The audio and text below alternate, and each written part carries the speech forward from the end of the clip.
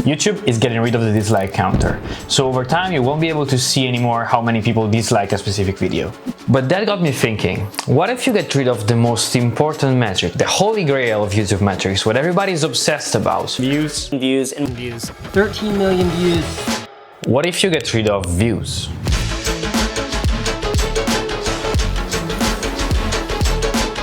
Yeah, from every search, from every recommendation, from every video in the homepage, you won't see that number anymore. Because you know, that small piece of text has the power of changing lives of thousands of people. It has the power to decide who's successful and who's not. It has the power to influence how much time you spend on the platform instead of playing outside. But let's start this journey by looking at what's going on right now. Let's talk about the algorithm. The magical entity that decides which videos get shown in your recommendation feed, in your homepage, or when you search for something. And spoiler alert, for the algorithm, views don't matter that much. Starting from 2012, views are not a very important part of the YouTube algorithm. The algorithm is based on two different factors. The first is click-through rate, the percentage of people that click on your thumbnail while they see it. And the second one is watch time, so how much time you spent looking at your video. And this whole magical algorithm is made so that you spend the most amount of time on the platform. The more you stay, the more you watch, and the more YouTube earns via advertising. And so we now know that our dear friend, the algorithm, doesn't really care about views. And so, who really cares about views? Well, yeah, humans. Humans do. And this brings us to the biggest change that removing the view count would bring. Breaking the feedback loop. It goes like this. The YouTube algorithm picks a selection of videos for you, whether you're in a homepage or in search or in recommendations. And then users select just one video and not all the others. And they make this choice with the information they have available. So the thumbnail, the title, the creator of the video, and the view count. And views are very important because they give social proof to the video. Lots of people have watched that, so yeah, I might just enjoy that. And so the video with more views is more likely to get even more views. And the click-through rate goes up. And the algorithm then sees that and says, hey, oh my god, this video is fantastic, let's recommend it even more. And then more people click it. And not only that, users can also subscribe to the creator. And that will create even more of a feedback loop, because now they are suggested even more of their videos. And this goes on and on and on, and this is the feedback loop. And of course, the video needs to be good, and that is measured by YouTube via the watch time. But let's play a game here. Let's imagine that all videos are equally good and all thumbnails and titles are equally good, so they have the same chance of being clicked on. How are people going to decide what to watch? Well, with the last piece of information they have. And you guessed it, that's views. And that is gonna, over time, with this whole cycle, bring a few videos, or like one video, to have a lot of the views, the majority of the views, and all the others having almost nothing. And now let's do it. Let's remove the view count. And so now what happens? The importance of the thumbnail, the title increases. This removes a variable from the equation. And now, look, the small creator with a few hundred subs can go against the big channel that made millions of views, because now all that matters is just the thumbnail and the title. And if you are good at that, and of course the video is also good, then you can succeed on the platform and there is less inequality. And so now what happens? The big creators are gonna be, yeah, most likely pissed off about this. No, God! No, God, please, no! No! Because they now lost a huge advantage they had over smaller channels when people had to choose what to watch. And the smaller channels, well,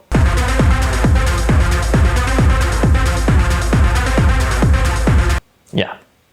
And so this is great! A lot of people will join, a lot of small creators are gonna have a bigger audience, more following, they're gonna get more exposure, and it's gonna be a more level playing field. What is YouTube waiting for? And this will never happen. Most likely. You see, YouTube is not like TikTok or Instagram, where the algorithm is curating what you see. YouTube is giving you choice. It's making you choose. It's more like Google than those other platforms. And yeah, they are owned by Google, but you get the point. And if you have lots of options to choose from, then we enter the paradox of choice, which is the same thing that happens to you when you go to the supermarket and you go to an aisle full of 1,000 types of the same product and you just don't know what to choose, you don't have any clue. And of course, if people are overwhelmed with choice and they don't know how to choose, then they are gonna leave the website. They're gonna spend less time on the platform and YouTube is simply gonna make less money. We're never gonna get rid of views unless we find something that works better at solving the paradox of choice. And so what could be better than views? I was thinking about this very hard, and then I got bored. I went on my phone, I was looking for some products on Amazon, and yes, that's it. Badges. You see, on Amazon there is the same problem. Lots of products, and you have to help people decide what to get. And they help you with badges. There is an Amazon Choice badge, there is a most popular badge, and those options are gonna have a higher click-through rate. People are gonna choose those options more because they are badged, they are highlighted by the system. And so YouTube could just do the same. And so here's what I would do to get rid of views if I had 1 minute as a YouTube product manager. Let's go. Step 1. Do user research and come up with a set of 10 to 15 badges for videos. A hidden gem badge that surfaces videos with high watch time and not many views, or a top creator one for videos from big channels, or a loved by fans from a certain topic badge. Step 2.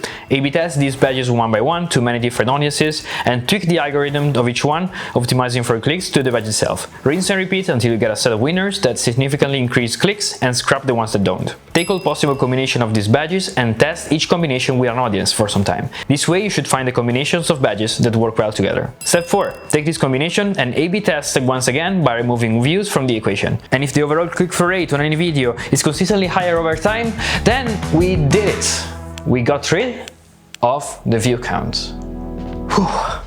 But being realistic, unless some crazy guy becomes the head of YouTube and wants to really change things, this is most likely never gonna happen. But I would love to see YouTube experiment with more things like this and maybe try to improve the formula that is working so well right now, but that maybe can open up so many new opportunities for smaller channels, smaller creators, says the YouTuber with 744 subscribers. And defining what YouTube is gonna be like in 5 or 10 years. And bringing new people making content on the platform. And this can be really the thing that pushes YouTube to be a powerhouse also for the next 5 to 10 years. And while we are on the topic, if you're interested about innovation and personal development, let's not wait for YouTube to make a badge for that and subscribe to my channel. It's actually a very smart solution. So yeah, see you in the next one. Bye.